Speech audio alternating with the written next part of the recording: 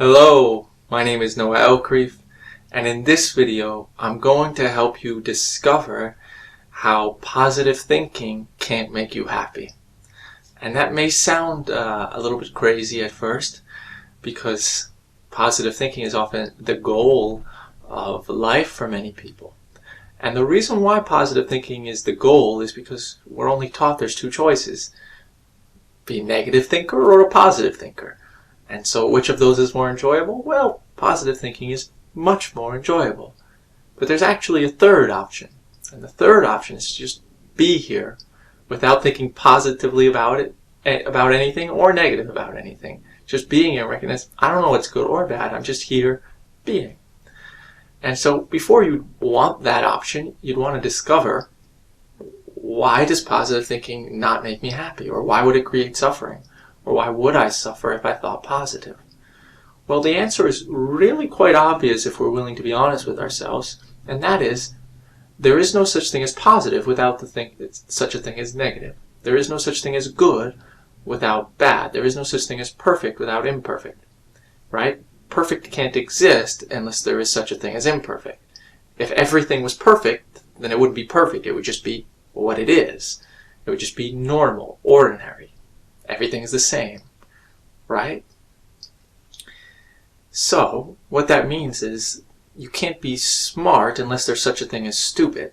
Because if everyone was the same smart, then they would just be normal. You can't be beautiful unless there's such a thing as ugly.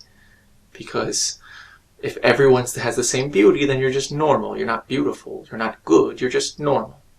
So the same is true with everything. Okay? So that has huge, huge implications. So when you're saying, I could be a positive thinker, I could think positive, the way it makes it sound is like I would only think positive 100% of the time, as if that's a possibility. But you can't, because as long as you believe one thing is good, you believe the opposite is bad. So if I believe that the way I behave is good, well then I believe somebody else does it bad. Right? Their way of behaving is bad, which means I'll judge them and be angry at them and blame things on them. If I think that a certain outcome would be good for my life and I believe I can get it, well then I'll believe the opposite outcome would be bad for my life and I'll have anxiety about that outcome. If I think that there's anything good about myself, well then I'm also going to think there's bad things about myself. Right? It's good that I'm nice or good person or giving or smart or whatever. Well, then I'll also think there's certain things that are bad. Right? Maybe my weight, maybe my size, maybe my smile, maybe my demeanor, maybe my happiness. Who knows? If I think that certain jobs are good, let's say I believe my job is really good. Well, guess what? That means I'm going to believe other jobs are bad or meaningless or not reaching their potential. Right? If I think I'm smart, I have to think others are stupid because I can't be smart unless somebody's stupid. So I got to judge. Right? If I think I am beautiful, I have to judge others to be less beautiful. But on top of that, if I believe it's good to be beautiful, I like being beautiful, that's what I am, then I'll think it's bad to be ugly, which means I have to worry about becoming ugly because that can happen. It can happen in a variety of ways. An accident, a pimple, gaining weight, allergic reaction, getting older, getting hit by a car, or more easily, if somebody rejects me, or someone breaks up with me, or someone doesn't look at me, or someone insults me. So I have to worry about those outcomes. If I think everything is great about my life, my job is great, my car is great, my girlfriend is great. Well, if I think my job is great, then I'm going to think other jobs are worse, which means I'll be afraid of losing my job. If I think my girlfriend is great, yay, I'm such a positive thinker. But that means I think she's better than others. Right? So that means I'll be afraid of losing her. If I think my car is great, well, then I'll be afraid of getting into an accident because I love it so much. It's so good. I don't want it to become bad. You cannot believe in good unless you also believe in bad. So therefore, if everything is great in your life, then you fear losing it. If everything is great in your life, then you judge others to be worse in a variety of different ways, as you've probably seen happen in your own life or with other positive thinkers. If I think I'm a good person, I judge others to be bad people. If I think I'm a happy person, I'll judge others to be sad. If I think there's anything good about me, I'll worry about maintaining it. I'll judge others to be worse.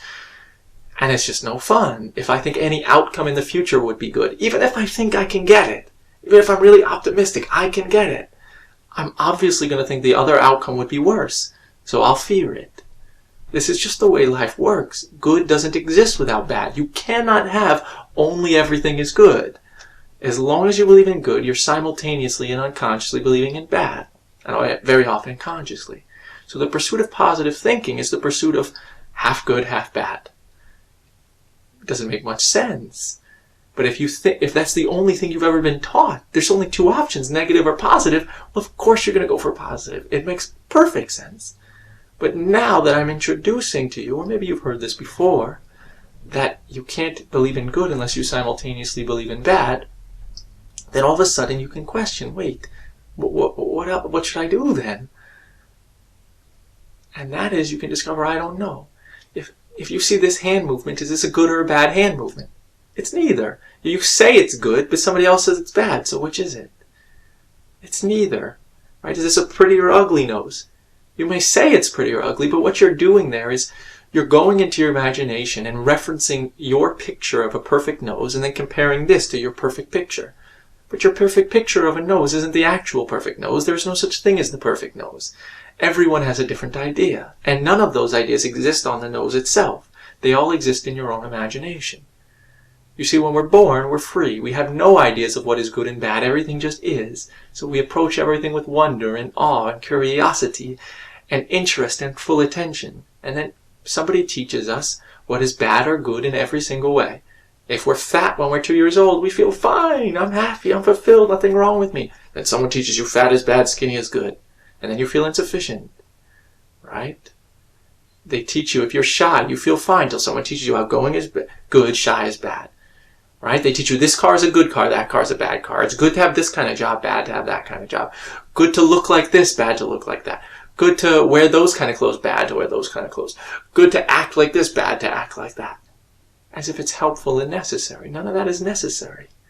But not only is it not necessary, it's put in our head that there actually is such a thing as good and bad in real life. That there actually is such a thing as perfect in real life and imperfect.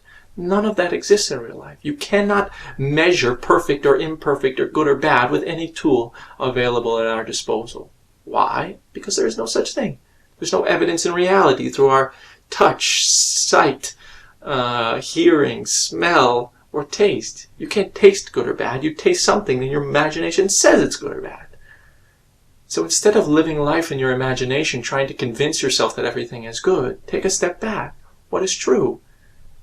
If you think this movement is good or bad, stop. If you think it's really good, ask yourself, could someone think it's bad? If so, how do I know it's good? Or you think a certain outcome would be really good for you. How do you know? Do you know all the effects? Could it end up being bad? I don't know. You think an action is good or an action is bad. But how do you know that action is bad in the long run? And are they to blame for it? Maybe they were taught that that was good. Maybe they had no choice. I don't know. Positive thinking creates suffering. It's more enjoyable than negative thinking, but it creates suffering. So, if you want to be free of suffering, then the pursuit of positive thinking is the pursuit of losing some of your suffering and making some, and keeping some, and creating some. So, the other option is to just question whatever you think is good or bad, because when you discover, I don't know, there can be no suffering. There can be no sadness, no anger, no anxiety, no stress, no fear, nothing. All there is peace and freedom and love when you're just here being without any idea that anything is good or bad. That's it. And on top of that, the pursuit of trying to go from negative thinking to positive thinking is just filled with an internal war in our head. We're constantly evaluating, did I think something good, did I think something bad? Anytime a negative thought pops up in your head, you blame yourself and say, I'm so bad for thinking negative. Why can't I stop judging? Well, you can't stop judging because as long as you're trying to think of yourself as good, you'll think of others as bad. Right? You say, why do I keep having anxiety? I'm trying to get rid of these negative thoughts. Because as long as you think one outcome is good, you think the other is bad. It's very clear when you're presented it, right? But it's hard to see on our own because it's very subtle and because everyone teaches us to think positive. The pursuit of positive thinking creates a tremendous amount of suffering and it's fruitless because it won't give you the peace and fulfillment that you're looking for. So that's all I'm going to say about that. Thank you for watching.